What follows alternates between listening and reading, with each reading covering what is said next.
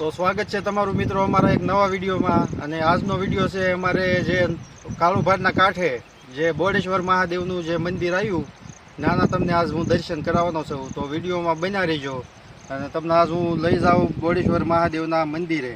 તો આપણે જાવી, હાલો બોડેશ્વર મહાદેવના મંદિર બાજુ. તો આપણે ઉમરાળા સાઈડથી આવી એટલે તરત આ આપણને અહીંયા લીમડાના ઝાડ અને અહીંયા બધી આવી પ્રકૃતિ દેખાશે. તો અહીંનું વાતાવરણ તમે જોઈ શકો છો, બહુ મસ્ત વાતાવરણ અહીંયા છે. અને આ અમારો જો મનીષ હારે આવ્યો છે આજ. કા મનીષ, બોડેશ્વર મહાદેવના દર્શન કરવા છે ને આપણે આજ? અને આ અમારા બે ભાઈ બંને હારે આવ્યા છે, જે આજે આપણે અમારા બધાને બોડેશ્વર મહાદેવના દર્શન આજ કરવાના છે. અને તમને તે દર્શન હું કરાવીશ આજ, તો વિડીયોમાં બન્યા રહીજો. અને અહીંયા એક ચબૂતરો પણ બનાવવામાં આવેલો છે, જ્યાં પક્ષીઓ બધા અહીંયા શણ કરી શકે અને પાણી બધું એવું પી શકે. તો આવું વાતાવરણ છે આ બાજુ, તમે જોઈ શકો છો. તો હવે આગળ તમને મંદિરના દર્શન કરાવું બોડેશ્વર મહાદેવના, તો વિડીયોમાં બન્યા રહીજો.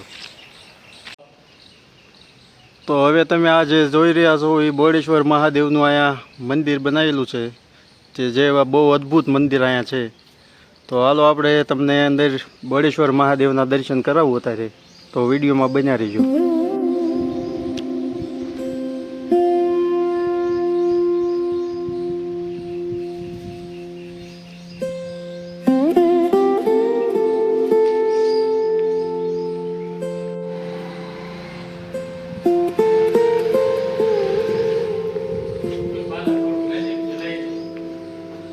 અને આપણે આખા ભારતમાં એકમાત્ર એવું જે મંદિર આવેલું છે બોડેશ્વર મહાદેવનું, ત્યાં તમને શિવલિંગ થોડીક તરાસી દેખાશે. તો આ રીતનું અહીંયા મંદિર છે અમારે, તો તમે જોઈ શકો છો.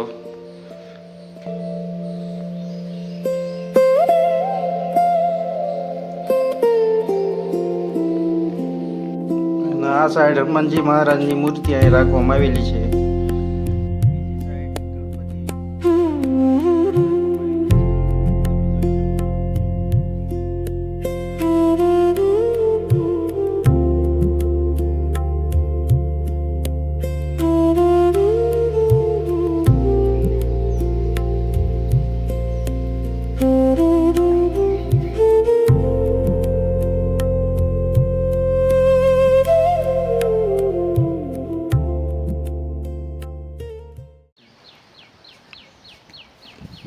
તો અહીંનું વાતાવરણ તમે જોઈ શકો છો, જે તમારા મનને શાંતિ મળે એવું અદ્ભુત વાતાવરણ અહીંયા છે.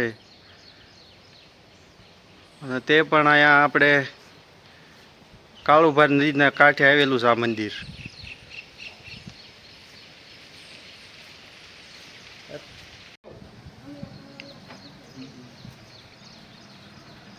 અને હવે જે તમે મૂર્તિના દર્શન કરી રહ્યા છો એ હરિપ્રકાશગીરી બાપુની મૂર્તિનું આ સ્થાપના કરેલી છે, તો જોઈ શકો છો તમે. અને એમનો પણ અહીંયા ફોટો પણ લગાડેલો છે.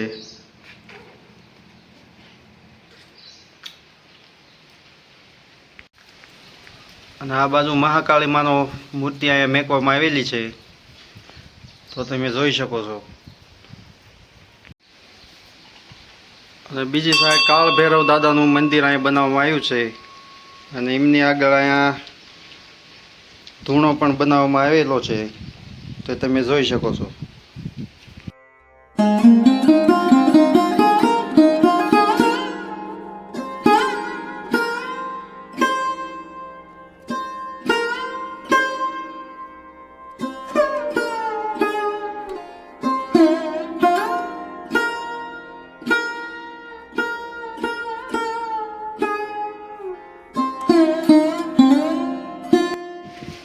અને આ મૂર્તિ તમે જે જોઈ રહ્યા છો, સંત શ્રી હરિદાસ બાપુની મૂર્તિ અહીંયા મેકવામાં આવેલી છે, તે તમે દર્શન કરી શકો છો અહીંયા.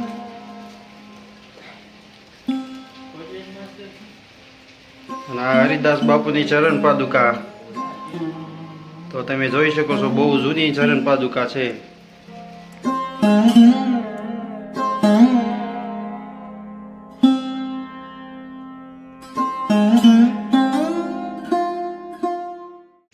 તો મિત્રો, આ આ તમને મંદિરના મેં અત્યારે દર્શન કરાવ્યા તે મંદિર તમને કેમ લાગ્યું એ કોમેન્ટમાં જણાવજો અને લખજો જય બોડેશ્વર મહાદેવ. અને આપણે જે મારી પાછળનો તમે સામા કાંઠો જોઈ જ રહ્યા છો ને અત્યારે મોરલા બોલે છે, પણ આપણે આથી જોઈ નથી શકતા, પણ એ જગ્યાએ અત્યારે મોરલા બોલે છે. તો હું સામેનો કાંઠો તમને બતાવું. તો ઓલી સાઈડ મોરલા બોલે છે, હમણાં અવાજ આવે તો તમને કદાચ ખબર પડે.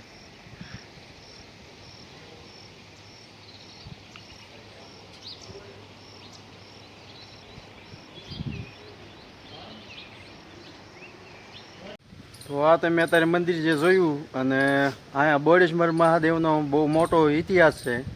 પણ અત્યારે આપણને બાપુ તો મળ્યા, પણ અત્યારે મૌન વ્રતમાં બેઠા છે, એટલે આપણી હારે કાંઈ વાત કરી નથી શકતા. તો તમને મૌન વ્રત ન હોત તો તમને અત્યારે કાકા હું તમને વાત કરાવત, પણ અત્યારે એ શક્ય ન થયું. તો આપણે બીજી વાર ગમે તારે અહીંયા વિડીયો બનાવવા આવી એટલે તમને આ મંદિરનો ઇતિહાસ પણ જણાવશું. તો એવું છે આ મંદિર, જોઈ શકો છો.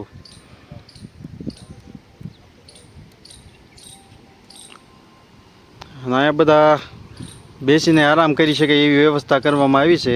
ખુરશી અને બાકડા એવું અહીં મેકેલું જોઈ શકો છો તમે. અને આ બાલાભાઈ આવી ગયા છે. કેમ લાગ્યું ભાઈ દર્શન કરી? આવી દર્શન કરવાની મજા આવી. બાપુનો આજ મૌન વ્રત હતો એટલે બાપુ કે વિડીયો નહીં પાડવા દેવી એમ કીધું. અમે ગયા હતા હોતે વિડીયો પાડવા, પણ ના પાડી દીધી અમને.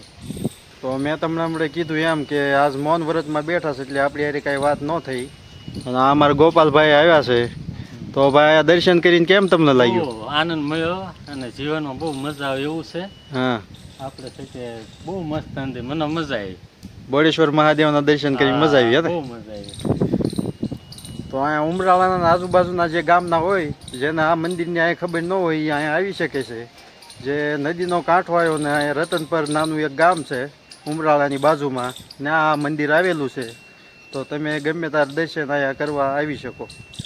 તો અહીંયા એવું વાતાવરણ છે, જોઈ શકો છો.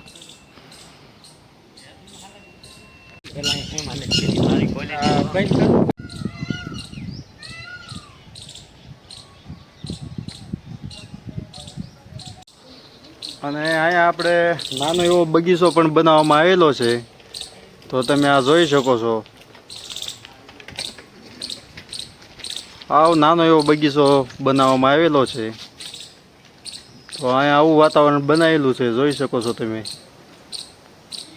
નદીમાં જવાનો એક રસ્તો દાદરા પણ બનાવેલા છે. તો તમે જોઈ શકો છો.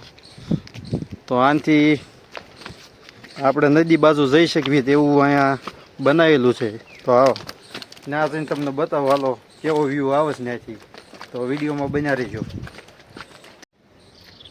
તો આ નદીમાં ધરોડીને એવું બધું બહુ મોટું ઉગી ગયું છે.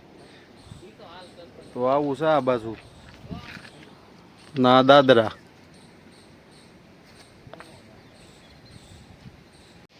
તો મિત્રો આ હતું અમારે બોડેશ્વર મહાદેવનું મંદિર. અને આ મંદિર તમને કેમ લાગ્યું એ કોમેન્ટમાં જણાવજો, અને કોમેન્ટમાં લખજો હર હર મહાદેવ.